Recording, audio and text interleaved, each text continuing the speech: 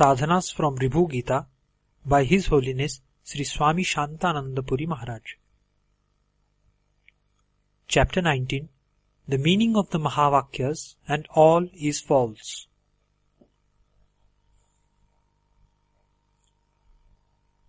There are four important Mahavakyas, axiomatic mega statements, each one from one of the four Vedas, that is Upanishads. The first is Prajnanam Brahma, that is consciousness is Brahman. My innermost consciousness is Brahman and the entire world is only knowledge. The import of Prajnanam is the Jiva, that is the individual soul, and by Brahman is indicated Ishvara, the Lord. The entire statement denotes their union, which is the one indivisible, all-pervasive essence. To remain in the one thought of the indivisible form is called Jivan Mukti, that is, liberation while alive. While to live in the reality of one undivided essence is called Videha Mukti, that is, liberation when divested of the body. The subtle difference between Jivan Mukti and Videha Mukti is a matter of controversy among philosophers, as told earlier in this book. The mind which abides in the Brahman as the self is defined as being in the undivided essence, that is, Akhandaika Rasam. What is undivided essence? Just as salt dissolved in water becomes indivisibly one with it, that is, and the salt cannot be separated, so is the one undivided essence when we get merged with the Brahman.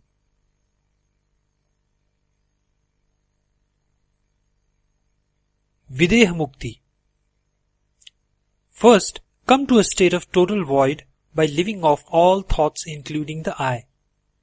Then, leave off the ego that I am the body and come to the conclusion that I am the Brahman, who is the witness of all.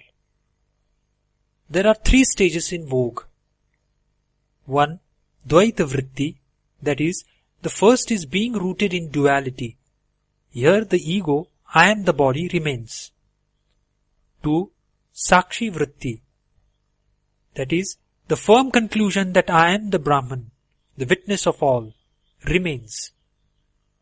3. Akhandaika Rasa, that is, one should attain this state, that is Videha Mukti, and become one with it. For this purpose, the second Mahavakya, Aham Brahmasmi, forms the training ground. It is meant for repetitive practice. This Mahavakya should be meditated upon, subjecting it to reasoning and reflection. Aham refers to Jiva, that is individual soul, and Brahman refers to Ishvara, the controlling Lord. The word Asmi, that is M, refers to the undivided unified state where the Jiva and the Brahman becomes one. Living off the three words of the Mahavakya and the mind attaining the state of undivided essence is the characteristic of Videha Mukti. One should now continuously meditate on the Supreme Self that, without doubt, I am the Self, the undivided essence. The third Mahavakya is Tattvamasi. Here, Tat represents the Lord, that is Ishvara, and Tvam represents the Jiva, or individual soul. Asi represents the unified state of the undivided essence. In one categorization, the first Mahavakya is called Lakshana Vakya, a statement which gives the characteristic of the Brahman, while Aham Brahmasmi is Anubhava Vakya, a statement of actual experience. Tattvamasi is called Upadesha Vakya, where the Guru gives the instruction. The Guru tells the disciple, you are Brahman. You are the undiminishing consciousness. You are existence, consciousness, bliss. You have the conviction that you are the one with the indivisible essence. The one who tells his disciple in this manner is the Supreme Guru. The disciple who gets the conviction that I am Brahman becomes the Supreme Self. the one who says, "You are the Brahman," is your Guru.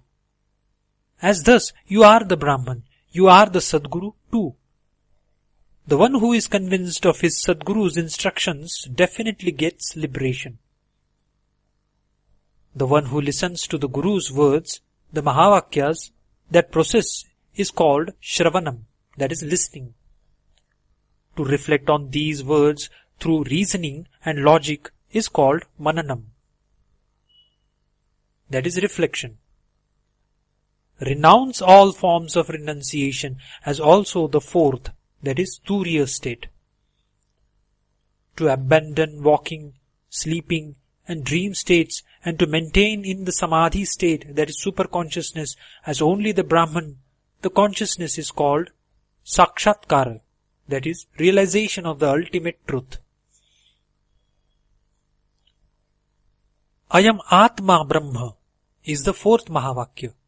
It is called Nirdesha Vakya, that which points out that the self is the Brahman. Here, the Brahman means the undivided essence. Ayam means the Jiva, that is undivided soul. Asmi means to remain united with the undivided essence. Renouncing everything as void, be convinced that I am the Brahman. There is no doubt. I am the existence, consciousness, bliss. Merging the I with the transcendental truth, abide as yourself. All this world is a great untruth. It never exists.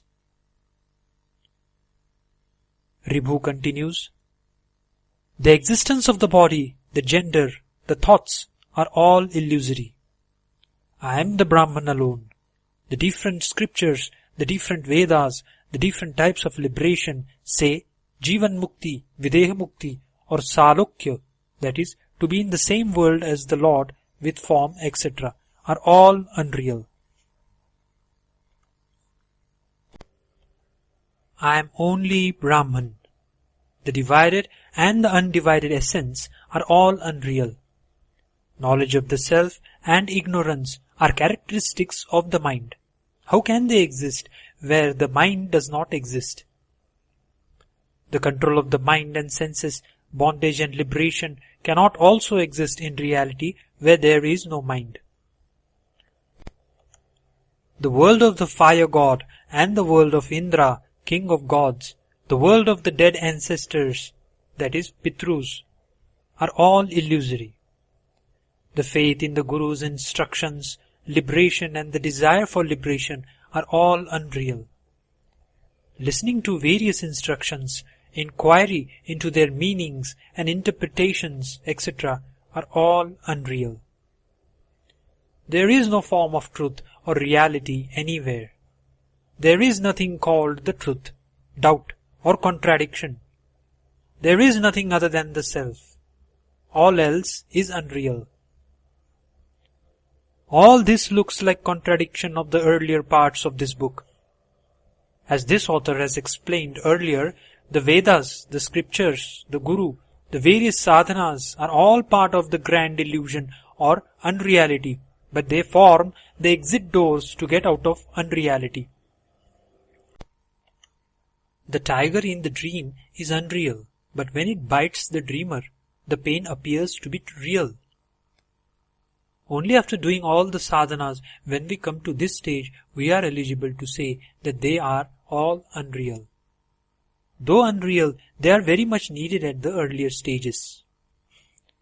The concepts of Brahman alone, am I. This is duality and I am consciousness. Jiva and Brahman, none of these are real.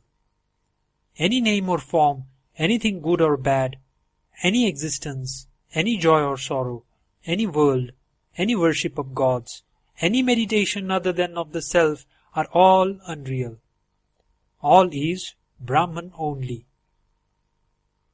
End of chapter 19.